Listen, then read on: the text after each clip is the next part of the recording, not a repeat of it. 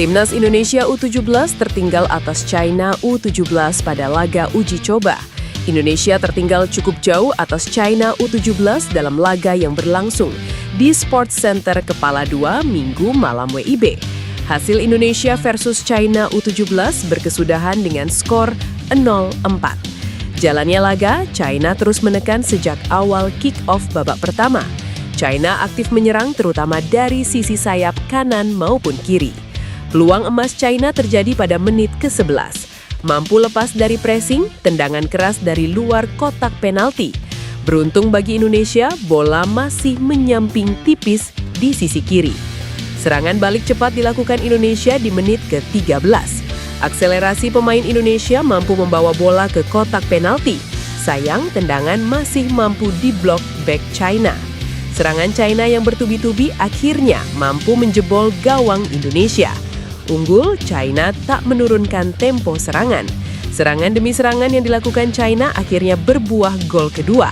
Tendangan dalam kotak penalti sempat mengenai penjaga gawang. Namun bola rebound masih mengarah ke pemain China yang mampu menjebol gawang Indonesia pada menit ke-25. Terus ditekan, Nova Arianto melakukan satu pergantian cepat pada menit ke-35. Perlahan Indonesia mulai mengubah pola permainan yang membuat serangan China menurun. Meskipun China masih terus dominan dalam penguasaan bola. Pada menit ke-43, China kembali menambah gol. Di menit ke-45, gawang Indonesia jebol lagi. Tendangan keras dari luar kotak penalti mampu dibelokkan pemain China yang ada di kotak penalti. Tak ada gol tambahan, skor 4-0 menutup babak pertama untuk keunggulan China. Pelatih Timnas Indonesia John Herdman mengunjungi sesi latihan Sassuolo. Dalam kesempatan itu, John Herdman menemui Kapten Timnas Indonesia Jai Ides dan pelatih Sassuolo Fabio Grosso. Sassuolo pun menyambut baik kedatangan pelatih asal Inggris tersebut. Tak hanya sekedar berkunjung serta memantau latihan, John Herdman, Jai Ides, dan Fabio Grosso juga berbincang-bincang. Sore yang istimewa di Mapei Football Center di Sassuolo, yang menyambut kunjungan dari John Herdman, pelatih kepala tim nasional Indonesia. Tulis keterangan resmi Sassuolo. Pertemuan itu menjadi momen krusial antara John Herdman, Jai Ides, dan Fabio Grosso. Mereka bertukar pikiran, membicarakan banyak hal tentang sepak bola. Momen ini juga menjadi penegasan inklusivitas di lingkungan Sassuolo. Sementara itu, momen ini menjadi kelanjutan dari safari John Herdman di Eropa. Pelatih 50 tahun itu memang sedang berkeliling benua biru memantau pemain Timnas Indonesia. Sebelumnya, John Herdman sudah mengunjungi sesi latihan Borussia Mönchengladbach dan menonton pertandingan Go Ahead Eagles. Safari ini dilakukan John Herdman untuk persiapan skuad Garuda sebelum tampil di FIFA Series. Di ajang tersebut, Timnas Indonesia akan menjadi tuan rumah pada Maret 2026. Indonesia menjadi salah satu dari 9 seri FIFA Series. Pasukan John Herdman akan bersua dengan Bulgaria, Kepulauan Salomon, serta Saint Kitts dan Nevis.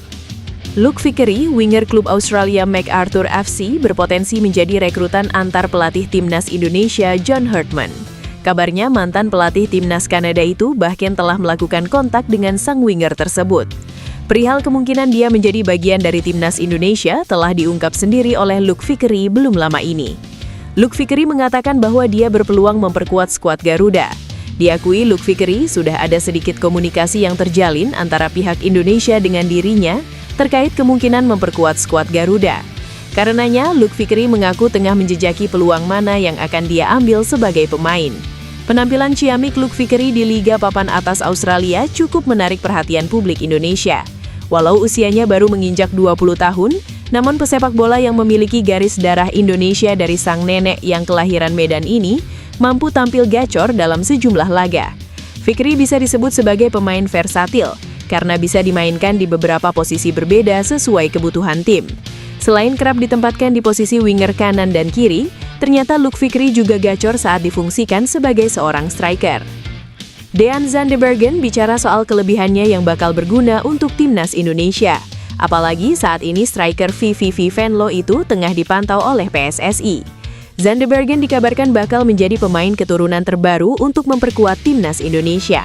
Pemain 23 tahun itu mengaku sudah melakukan pembicaraan dengan salah satu staf PSSI terkait potensi naturalisasinya. Sang pemain mengaku sangat berminat untuk bisa membela timnas Indonesia. Ia mengaku punya keunggulan dalam duel udara dan ketajaman di depan gawang. Meski demikian, Zanderbergen mengatakan tidak pernah berpuas diri dengan segala kemampuannya itu. Ia kerap menjalani sesi latihan pribadi guna mengasah ketajamannya. Lebih lanjut, Zanderbergen mengaku sudah menyaksikan beberapa pertandingan timnas Indonesia dan menilai belum memiliki sosok striker murni. Ia berharap menjadi jawaban bagi skuad Garuda. Saya sudah nonton pertandingan timnas Indonesia dan melihat pemain yang berposisi sebagai striker. Mereka bukan murni penyerang. Semoga saya bisa segera bergabung, pungkas Zanderbergen. Kehadiran Zanderbergen bisa menjadi solusi bagi lini serang timnas Indonesia yang masih perlu dipertajam.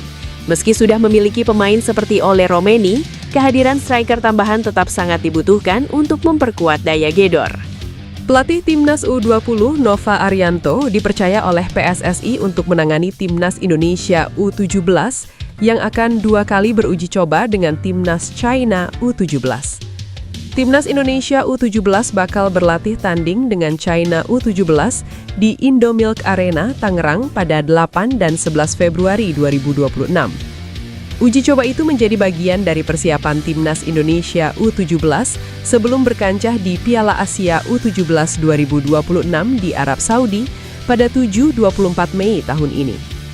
Menjadi bagian persiapan Timnas Indonesia U17 menuju Piala Asia U17 dengan melakukan friendly match menghadapi salah satu negara yang akan bermain, China U17, ujar Nova.